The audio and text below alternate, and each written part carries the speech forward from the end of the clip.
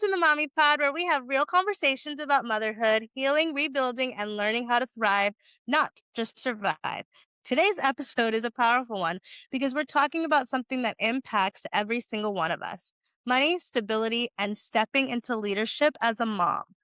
Because let's be real, because being a single mom and managing finances, that can be very overwhelming, scary, and sometimes isolating. But today's guest turned that struggle into her purpose. Foluke is an entrepreneur and financial coach who helps with people renovate their finances and build lasting wealth. After going through a divorce and realizing her financial foundation wasn't where she needed it to be, she committed to a process that changed everything. And now she helps other families do the same. Foluke, welcome to the Mommy Pod. I'm so excited to have you here. Thank you so very much. I am glad to be here also talking about my purpose and everybody's favorite subject, money. I am Aunty Foluke, a financial coach, helping high income earners to turn their income into net worth. How? By inspecting their financial roots and deciding where they want their money tree to grow. So, if you are looking for another perspective on your finances to build that net worth, I am the coach for you. It's amazing. We are all doing that. Um, what was the moment that you realized that something has to change financially? Well, given that this And is MommyPod, I want to talk about what it was like being a single mom. When my son was 2 years old, that's when I started my single mom journey. And it definitely was a rug being pulled from underneath me.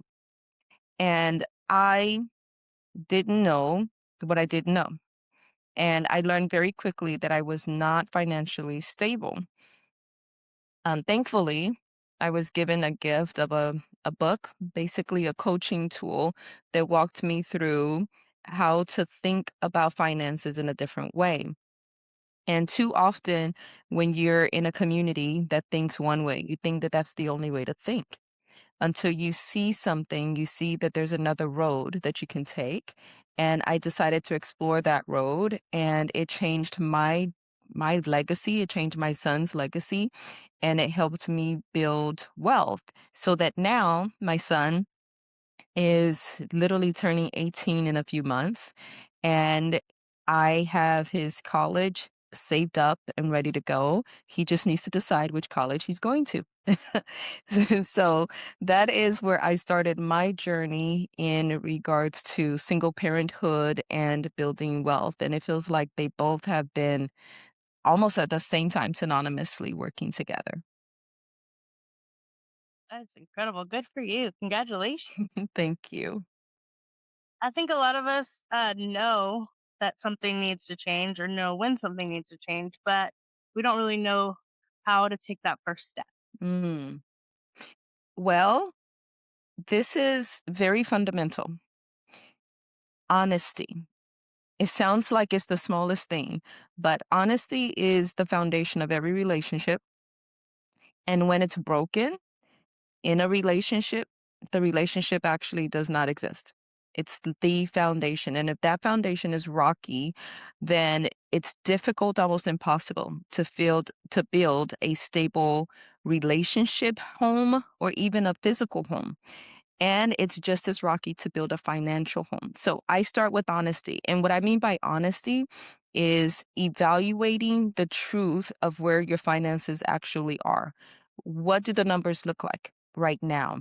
No more putting your head in the sand. You cannot do that, not as a single mom. There's way too much at stake, not just for you, but for your children and your children's children. There's just way too much at stake. And we as women have way more power than we often admit to ourselves. And we have the power to make decisions that change the trajectory of our children's lives. So start with honesty. Really look at every single spend, every financial document, open it up and face it. You don't always have to do anything right away. I simply walk my clients through gathering that information. And once you gather the information, then you can start deciding what to do with it. But the gathering of the information, surprisingly, is where people are not bold enough or courageous enough to start. So that's where I would definitely challenge people, encourage people to start is by looking at their finances with an honest, open eye, not judgmental. No one's judging you. Can I add that? Do not judge your own circumstances. You don't want to judge other people's circumstances. Why are you a single mom? Well, obviously this happened. That's why. No, don't do that. And don't judge your own financial circumstances because you didn't do this or you should have known better or none of that. Just look at the numbers because the reality is everybody starts somewhere and you can change where you end up. It's never about where or how you start the race, it's about how you finish it. So no matter where you are, you can change your finish line. Well, that's really good. I agree with you, and I think it's easier when you sit down and look at your finances and you have everything in front of you. But honestly, that's where you lose me because I will sit down and look at how much debt I'm in and freeze. You know, So with that said, what are some of the biggest financial challenges that you see single moms facing? And uh, of course, if you want to expand on that yes. So and reply to what I said first. yes, exactly. You caught me. I'm like, no, I want to drill into that because when you what you said about looking at your finances and then freezing, that is so normal and natural. Okay, I'm not going to use this session to coach you or any of the listeners, but I will simply say, don't stop there. Don't stop there. We have a tendency to fight, flight, run, or freeze, right? That's our human nature. We want to just fight, fight, fight, fight, fight. And that works in certain situations. Or we just run away from the situation, or we like literally do nothing. I am going to say when you look at your numbers and your tendency is to freeze and do nothing, call a coach. Let's like phone a friend because, as I mentioned before, there's too much at stake. So call someone that's going to give you a perspective. And too often, people think that it's expensive. And I actually dislike that word expensive because when we think about all the things we spend money on, a phone and different things like that, right? Don't even mention going to a concert or buying kids shoes or even buying ourselves a purse. The things that we spend money on that literally are not going is not going to last us 3 months, let alone a year. And then you compare that to a financial coach, hiring someone else to give you your perspective, give you their perspective on money that will impact not your next year, but your next 10 years because the information they give you, you don't lose. You literally build on it and become even better the next year, the next decade. So that is a much more impactful investment than a new handbag or getting your nails done. Okay. So get somebody else's perspective on your finances when you hit a wall. Don't judge yourself and say, I should know how to get past this. Because too often, what I find is that people do that and they don't realize it's almost like scrolling on a phone. They think they've been scrolling for 2 minutes or 20 minutes, and it's been 2 hours. And too often, people, when they hit that wall with their finances, they think they've been stuck for a couple months, and it's been 10 years. I can't tell you how many people I've talked to that by the time they get to me, they tell me that they've been stuck for 15 years or 25 years in the same spot, not paying off their student loans or not making a decision about their finances. That within 2 hours of a conversation with me, they literally jump that hurdle and run. But if you don't face it, if you don't get somebody else to step in with you, to walk alongside you, imagine next year you're in that same spot. And that's not what you want. So for me, when I started the journey, I embraced somebody else's perspective. And that information is in my head. I can't get rid of it. I can't undo it. It's in my head, and it has been what has allowed me to build my financial wealth, because from year to year, I built on that. And I built and I got more information and more information and more information. So I would say keep pushing and get somebody else's perspective. And then what was your next question? Very good. Thank you. Um, what does it mean to have, I think you kind of explained it a little bit, but what does it mean to have a weak financial foundation? And how can moms recognize that they're there? That's great. So, what I realized for me was a weak financial foundation was that I didn't know definitions of words. So, too often people say things like compound interest or even net worth or assets or liabilities. They say words, they even say credit score. They say a lot of words. And when I realized I had a weak financial foundation was when I started looking up the definitions and I realized, oh, I didn't know that that's what it meant. I didn't know that's what that meant. Oh, is that what that means? I did not grasp the actual definition of things. And the other way I realized I had a weak financial foundation is that I did not have a budget. Now, some people hate the word budget. It makes their whole body tense up. Okay, if that's you, I apologize. Relax. Please relax. Um, because you can call it whatever it is that you want to. But the reality is that we budget in every area of our lives. We budget our time. We budget our emotions. And you never want to go over capacity in any of those things, not in your time. Mm. I know, ladies, we know what it feels like when we are over capacity, overextended ourselves in our time and our energy. And unfortunately, this might just be me, but I think other people can relate. We start blaming people. We blame other people for why our energy is low. She should have known she was asking too much of me. I didn't have any time for that, and she's still having me do it. People aren't making us do anything. We are grown adults, not 2-year-olds, right? We're not the children. We are the adults. And because we did not manage our energy, because we did not manage our emotional capacity, and because we did not manage our time, we want to blame other people for why we were late to an event or to a kid's drop off or to whatever the thing is, late to an appointment.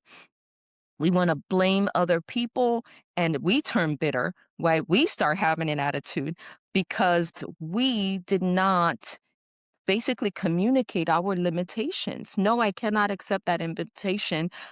And you don't even have to tell the person why. But if you have way too many other things going, even if you have nothing, like staying home and doing nothing to refuel your energy is important.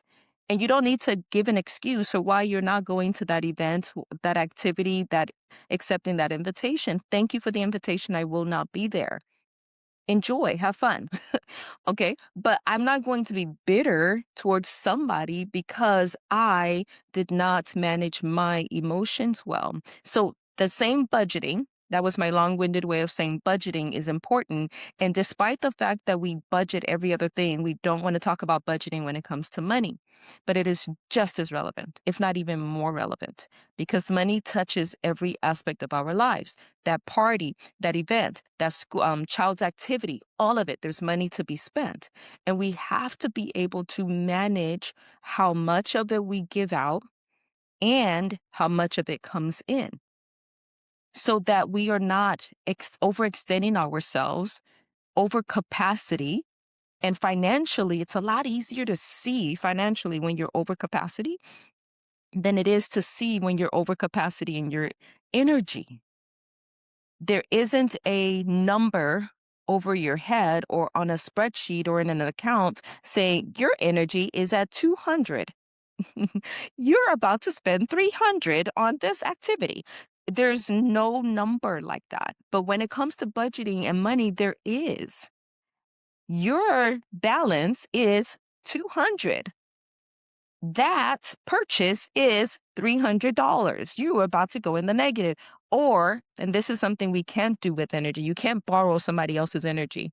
Ha ha. You can drink coffee though. I'm such a coffee drinker. You can drink coffee and have a temporary energy boost, but you can't borrow someone else's energy. But when it comes to money, you can borrow someone else's money, and it comes at a price. When you borrow energy from coffee or tea or anything other substitute, it also comes at a price and your body pays for it. So financially, you're paying interest to someone else, a bank. So many institutions have found ways to collect your money because you did not manage it well. It's costing you. And as a Right. coach, my goal is to keep that money in your pocket. Sorry, go ahead. No, that's so and I just wanted to interject, I'm sorry, because I think that all the companies, not all of them, but a lot of them are connected. Oh, of course. But So that that it, like, they're if you're not. doing not Instacart, but if you're well, yeah, if you're doing Instacart, but you're paying it through Klarna or Afterpay or, I don't know, one of those services, and then they get paid, and then if you default on something, then yeah, I don't know. I don't know where I'm going with that, but I just feel like it's all conspiracy theory. They're all connected, and yeah, we're I think you cursed. actually make a good point about that. They are connected, maybe even indirectly, but those banking institutions, they have people behind them, human beings at the top. Mhm, Okay, what they say, the top 1%. And those top 1% are gathering and talking to each other. mhm. And they are thinking of ways to get money out of your pocket. And one of the things that I talk about, I'd love for you to connect with me on TikTok or Instagram or Facebook or LinkedIn, by the way. But I do talk quite a bit about rewards. And some people like to get credit cards based on the rewards points or frequent flyer miles or some kind of incentive that they're going to get from those credit cards. And as you mentioned, those banks have figured out a way to get the money out of your account. You think you're playing a game that you're going to win, but they have rigged the game against you. 100%. Okay. So for some people who think, oh, I'm getting, 2% back, that's great. But let me give you, being honest and transparent, because we're about to be honest here, it's about awareness. Mhm. When we talk about 2%, think of it as a dollar. 2% of a dollar is not 20 cents, it's 2 cents. Okay. So for every dollar that you spend, you get 2 cents back. Now, let's blow that up. Let's add a zero. Well, let's add 3 zeros. Not $1, but 1,000. For every $1,000 that you spend, you get $20? Did you get that?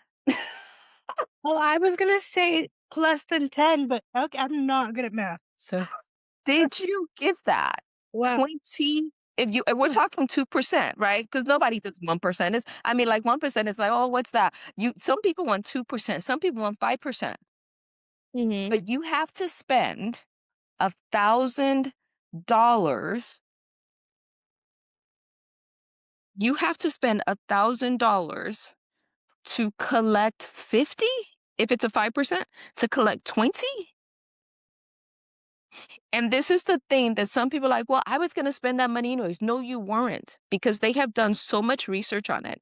When you're swiping a credit card, you spend way more money than when you're paying cash. When you're tapping your wrist with your iPay, is it iPay? I don't have an iPhone, but the watch thing, Mm-hmm. when you're tapping your wrist or tapping a card, you're not feeling it. Because back in the day when people paid for stuff, they exchange things. The barter Mm-hmm. system. I give you a box of cherries and you give me a box of tomatoes, whatever, right? Now with money, I give you $20. You give me a bag of, let's say rice. But I give you the $20 bill, you give me a bag of rice. There's an exchange. Yeah. When we remove that exchange and when it becomes a tap, I tap my wrist, I tap a card, and I get a bag of rice. I keep my card and I get the bag of rice. My No, that brain makes does sense. not compute that there was just an exchange. Mhm. So I'm more likely to tap more frequently. Oh, nothing happened. I just got stuff. I just got stuff. And your brain does not actually see that there was a transaction. So I say that to say you're more likely to spend, and they realize this. So the easier they make spending, by the way, Mhm. every single time you're doing something except exchanging cash for that product, you're not feeling it. So you're more likely to Right. overspend. Yeah. And then those that are trying to get to the rewards, and then there's those who are in debt from just trying to survive and like getting and I've noticed that even when I am in debt and at my lowest, if I get a let's say I get a raise or my credit score happens to go up, I'll get a credit card in the mail and I'll get an offer. And I'm like, oh, how nice. They're offering me this $500. But really, that $500, if I take it, is going to eventually turn into me owing them like $1,000 because I'm going to eventually max it out, go over it, and then I can't afford to pay off all the credit cards that they have given.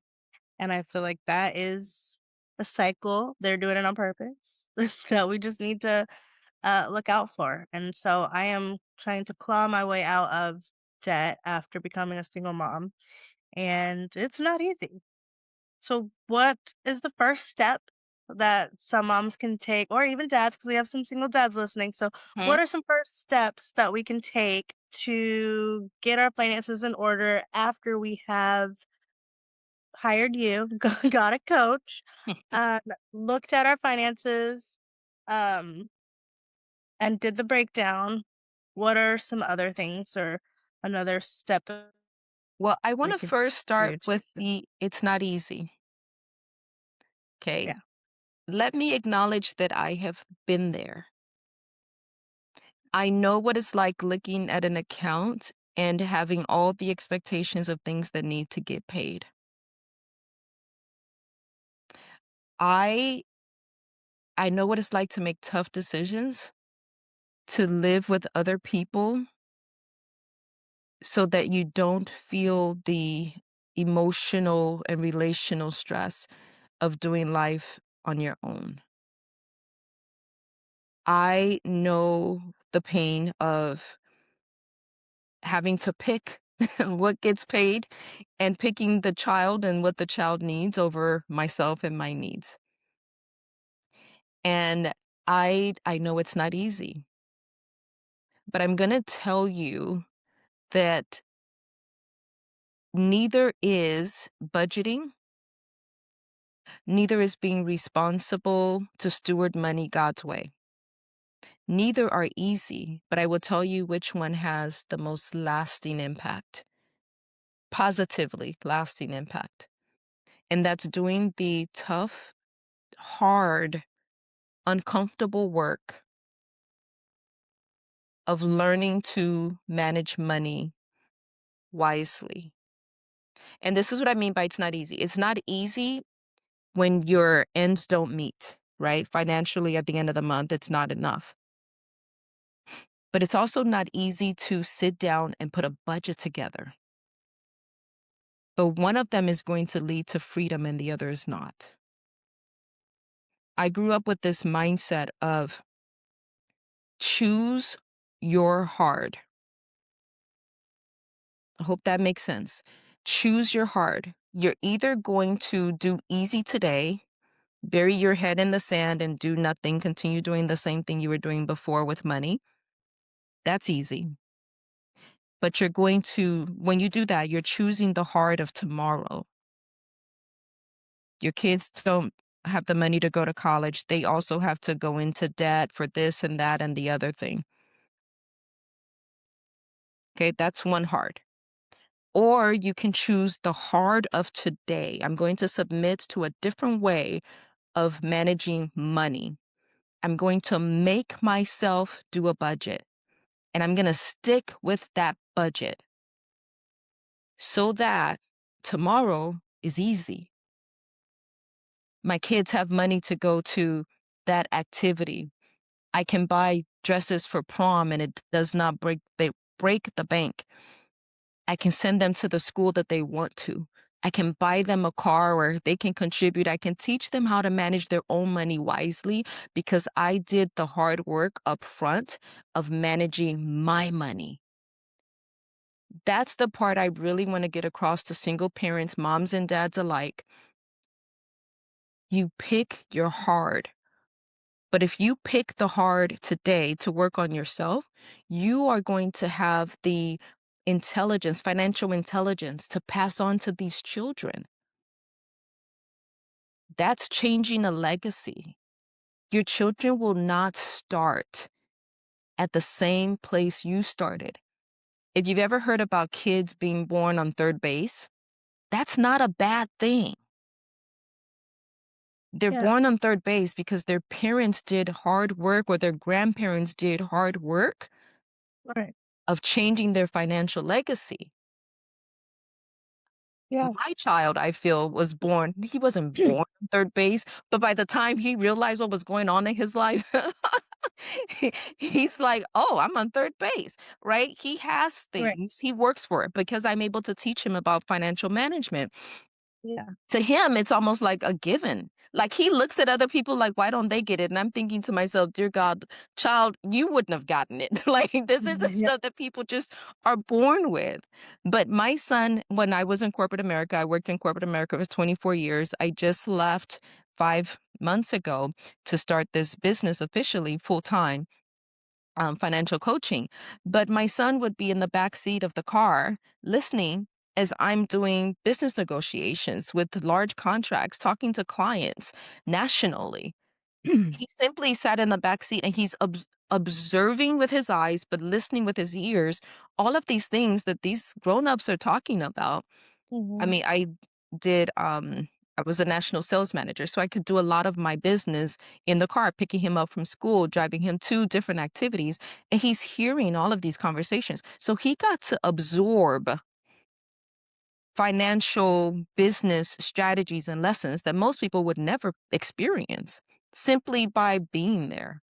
So he, I feel, was not born, but landed, landed on third base, just by virtue of my experiences. So I will tell every single mom and every single dad, pick your hard, but pick the best one that allows your child to start off one base, one level ahead of where you are right now. Yeah. Wow, that's really good. I've never heard that saying before, so I'm gonna keep that in mind because that's always been my goal. When my kids figure out what's going on, I'd really like to have it all together.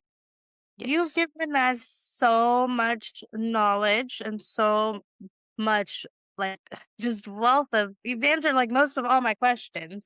Because I wanted to dive into generational wealth, but I think you have talked about it and how we can get there. I think everybody's next step is just to book an appointment with you. Yes. I just created a content today. Check it out. It's about your roof. I'll share Oh, it with the where listeners can just our hmm? where can our listeners find you and find your content and learn more about booking with you? Absolutely. That is a great question. Let me go over all of my socials so they can find me rather easily. I am on LinkedIn if you want to look for Hand in Hand Consulting, Foluke at Hand in Hand Consulting. On Facebook, Hand in Hand Consulting. Instagram, Hand in Hand Consulting. TikTok, I am Aunty Foluke Money Coach. I like that. Aunty Foluke Money Coach. YouTube, Hand in Hand Consulting. And Spotify, I have a podcast. I'm sorry, my Spotify is Aunty Foluke. And as far as your roof, a lot of people want to go straight into building generational wealth or building their retirement account or investing in real estate. I will caution every listener here, especially the single parents, that start with your foundation. Start with your financial foundation, your financial house, the way you would build a real house with knowledge, with understanding, and by having the habits to manage your money well. That's budgeting consistently, paying bills on time, putting some money aside into an emergency fund, building up that emergency fund, and then starting to invest in a kid's college and your retirement and purchasing real estate. Because if you get that out of order, some people get lucky and they make it. But what happens when you get it out of order is one small crisis. You purchase a piece of real estate, but you don't have any emergency fund. One small crisis, and that real estate that you thought was a dream turns into a foreclosure nightmare. Wow, I've never thought of that. So it's important to have it in the right order. Mhm. So that's where I will leave you guys, but I would love the opportunity to coach any and everyone that is, these are my criteria, by the way. High income earners, and you can be a single parent, mom, dad, doesn't matter, and you are what's called coachable, meaning that you will submit to someone else's way of doing money, trusting that they will get you further than where you've gotten yourself. And that's not a bad thing. Okay. And you are available, meaning that you will commit whenever you say you're going to be on a call at a certain time, you're going to show up. And I know it may sound a little silly, but not everybody is coachable and not everybody is available or keeps their word. And my clients do, because I want people who sincerely want to change the lives of their children and their children's children. That is how you build financial legacy for the future. Right. Start with yourself. And I am cheering you on. If I can be your biggest cheerleader right now, I'm going to speak to you if that's okay. I'm going to speak to you the way God has commanded that I speak to his sons and his daughters to remind you that he loves you so very much, that you are precious in his sight. And as much as you love your own children and you smile upon them and you watch them sleep and you want the absolute best for them, your heavenly Father wants the absolute best for you. And he desires for you to trust him and to rest in his arms. And when he says go, he wants you to go. When he says rest, he wants you to rest. Simply believing that he has the best in store for you. Trust him fully, not just with your Sunday morning routines, but trust him with your finances and trust him with your children because he loves you that much.